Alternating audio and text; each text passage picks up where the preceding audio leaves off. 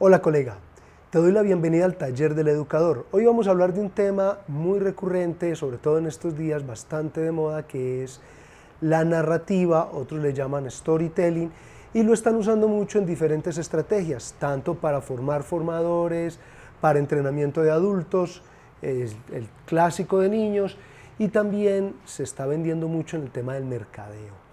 Te voy a dar 11 consejos rápidos para que aproveches el storytelling o narrativa como herramienta pedagógica. El primer consejo que te doy es preguntar, preguntar, preguntar. Tener un grupo de preguntas previas que le permitan al estudiante enfocarse en la temática que queremos que aprenda es muy importante porque le va a dar un sentido a la historia que nosotros estamos trabajando. El segundo, pida que los estudiantes interpreten la acción, interpreten el contexto, la atmósfera, pero no al autor. Preguntas especulativas como ¿qué pensaba el autor? No son muy convenientes. Si uno le pregunta a un autor ¿qué querías decir con este libro?, él normalmente te dirá exactamente eso. Entonces, más bien llévelo a interpretar elementos concretos de la historia. El tercero, invite a su estudiante a que haga predicciones de posibles resultados o consecuencias de la historia o de la acción que se está narrando. El cuarto, invite al estudiante a que explique la lógica de sus respuestas y pídale a los estudiantes que sustenten con hechos y datos de la historia, no con opiniones, aquello que está proponiendo. Quinto, invite a sus estudiantes a compartir y elaborar sobre los pensamientos y emociones que le suscitan la historia que estás compartiendo. Esto es muy importante porque le enseña a sus estudiantes a conectarse con sus sentimientos y con sus pensamientos. Sexto, verifique si el estudiante está comprendiendo la idea, con preguntas como por ejemplo, ¿todos entendemos lo mismo? ¿En qué apoyas tu idea? ¿Qué te parece la interpretación de este otro compañero? Etcétera.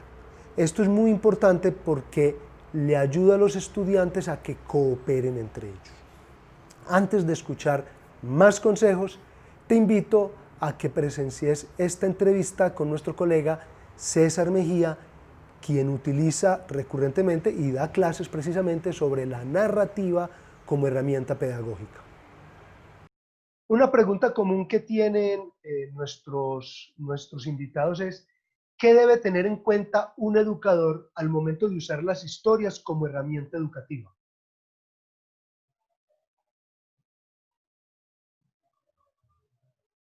Quiero arrancar con algo y es, lo primero, no soy pedagogo, ¿cierto? O sea, tengo que ser claro pues con las personas. Soy profesor de liderazgo de una universidad acá, de la Universidad de AFIT, pero no soy pedagogo, pero sí hablo desde varios métodos y varias cosas que he hecho en mi vida. Una de ellas la llamo el contagio de la amabilidad, otra la llamo o la llama la teoría de la comunicación para el cambio de conductas, y a través de eso pues yo uso una herramienta. Mira, para empezar a responder tu pregunta, yo voy a ser muy simplista en lo que voy a decir.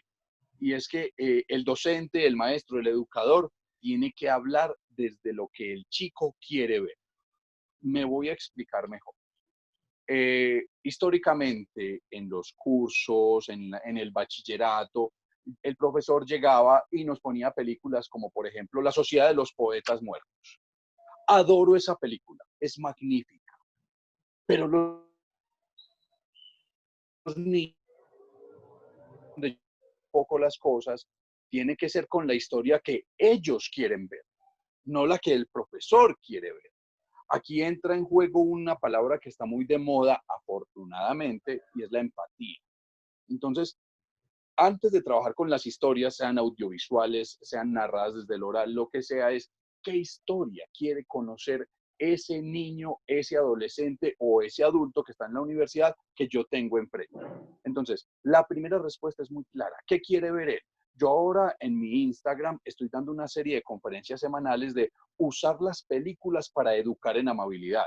Entonces a mí me llaman o me escriben personas a recomendarme películas supremamente elaboradas, que son muy bonitas, son muy bien hechas y no sé qué. Pues yo les digo, se los agradezco enormemente, pero eso no sirve para lo que estoy haciendo.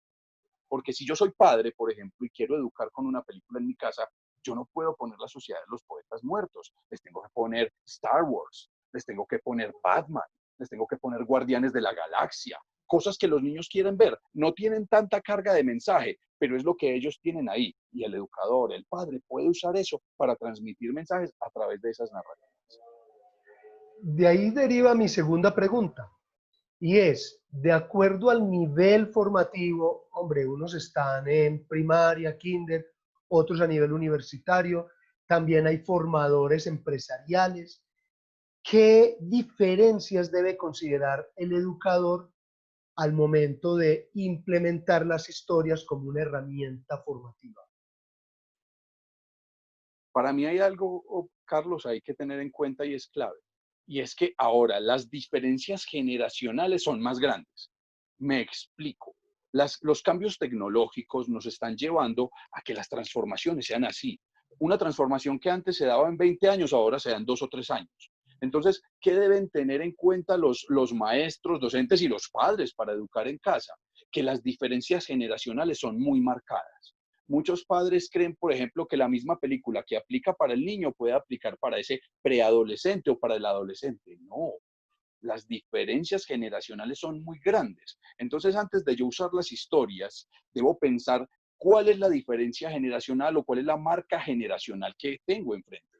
En mis cursos de AFID, en los cursos de liderazgo, por ejemplo, cuando yo veo cierto perfil, yo uso fragmentos de películas como Avengers. Entonces, los estudiantes llegan y se encuentran, ¿qué? En AFIT, pero ¿y usted por qué me está poniendo Avengers? Y cuando hacemos la reflexión a través de perspectivas del liderazgo que marcan esas películas, porque si vos miras los superhéroes, cada uno es un líder desde su perspectiva. Correcto. Entonces yo juego con ellos y cuando hacemos la reflexión, yo, caramba, y esto nos estaba metiendo esto, y yo sí, pero lo que hay que hacer es, el maestro debe mirar, o el padre, insisto, en la casa, cuál es esa carga generacional que tiene esos niños, esos adolescentes, esos ya adultos, para empezar a trabajar y usar las historias. Para mí lo más importante es eso, qué carga generacional tiene cada uno y empezar a adaptar. Yo he notado en los posts que haces e inclusive he asistido a algunas de tus transmisiones por Instagram y das algunas ideas, algunos truquitos de cómo involucrar a los muchachos y eso es muy importante porque a veces cuando pensamos en narrativa, en storytelling, pensamos es en el profesor leyendo, en el papá leyendo o en el instructor simplemente enviando una lectura o una película y ya. ¿Cómo podemos hacer, qué consejitos les podrías dar al padre, al instructor, al profesor, al entrenador que quiera involucrar a sus estudiantes o inclusive ponerlos a interactuar entre ellos? Pues mira, de hecho yo uso varias herramientas. Uno de los posgrados que tengo es en el área de la psicología social. Entonces, yo uso mucho esas herramientas. Entonces, yo les hago recomendaciones a los padres, a los profesores y todo. Por ejemplo, hagan rituales, que se convierta en un ritual. Entonces yo les digo, la película de la semana. Entonces en familia se reúnen, hacen un fuerte indio que a los niños les encanta, se encierran ahí a ver la película y usan, por ejemplo, que esto se lo recomiendo mucho a todos, lo que la psicología llama refuerzos positivos. ¿Qué son los refuerzos positivos? Estoy viendo la película con mis niños o con mis estudiantes y aparezco con una chuchería, un confitico, un dulce, no sé qué, bla, bla, bla, y se lo reparto a todos. Eso tiene un impacto cerebral muy grande porque genera bienestar. O sea, entran en juego un montón de hormonas que tenemos en el cerebro, la serotonina, un montón de cosas, y nos generan bienestar. Entonces, hace que ese momento sea muy agradable. Entonces, tip número 1, ceremonial. Tip número 2, ojalá puedan usar refuerzos positivos para que sea agradable. Tip número 3, que puedan generar un espacio en el que los estudiantes o los hijos, en este caso, ahora que estamos en cuarentena, se sientan muy bien. ¿Qué significa eso? Esto es una invitación que a algunos padres les es muy difícil. Que esas 2 horas de la película sean de cero regaño. Si eres un padre de mal carácter, que está acostumbrado a la fuerza y un montón de cosas, al menos en esas 2 horas, que ojalá lo sacaras de manera permanente porque eso no es bueno. O sea, si logro en esas 2 horas resistir, gestionar mis emociones, como dicen los psicólogos, para no explotar y estar todo el tiempo con el comentario ácido, yo genero un espacio en el que el niño se siente protegido y va a querer estar ahí cada 8 días. porque nosotros estamos, en la mayoría de los casos, en entornos muy agresivos. Entonces, los profesores y los padres tienen que generar entornos no solo de respeto, sino de afecto. Esa parte del afecto es fundamental. De hecho, probablemente es la herramienta educativa más poderosa que tenemos. No tengo duda de eso. No tengo duda de eso porque, te lo decía ahorita, está a punto de salir mi próximo libro, o más bien mi primer libro, eso suena como si tuviera 20, mi primer libro sobre el contagio de la amabilidad. Y la realidad es que dedico un capítulo a la educación porque la amabilidad está estrechamente ligada con el afecto que tú mencionas. O sea, el afecto en la educación es crucial, es básico. Si antes decíamos que la letra por sangre entra, eso murió hace mucho rato, ahora es la letra por el afecto entra. Y hay que estar en el nuevo siglo. Excelente, excelente esa frase para cerrar. Eh, Te agradezco mucho entonces, César, y te invito a que en otras ocasiones nos encontremos por acá en el taller del educador. Espero que no sea la última vez que te tengamos y con toda seguridad podemos hacer muchas cosas juntos porque estamos en sintonía. No, Carlos, gracias a ustedes, qué rico esta invitación. Y además que yo creo que debemos aprovechar todo este revolcón planetario para que creemos cosas positivas, cosas que beneficien y demos el giro hacia una educación que nos beneficie a todos. Gracias a ustedes por la invitación. Agradecemos a César por sus amables palabras. Ahora sigamos con nuestra cuenta. Consejo número 7. Exhorte a sus estudiantes a construir o contar sus propias historias a partir de aquella que acabaron de conocer. La 8.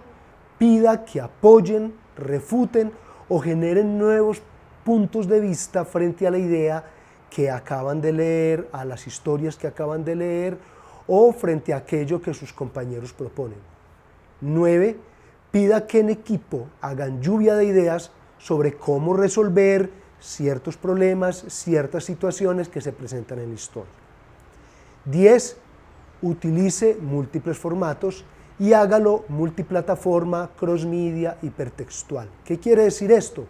No solamente conduzca a sus estudiantes a historias escritas en libros, llévelos a ver videos, audios, cómics, tiras cómicas, pequeñas, inclusive en pequeñas historietas, las caricaturas del periódico cuentan a veces una historia.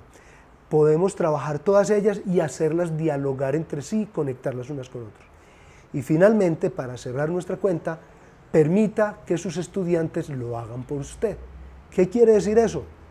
Invítelos a que ellos también cuenten sus historias, traigan sus historias favoritas y las compartan con sus estudiantes.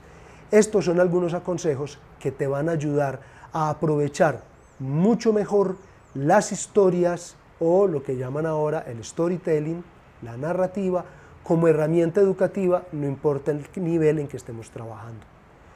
Te damos de nuevo la bienvenida al taller del educador, tu taller.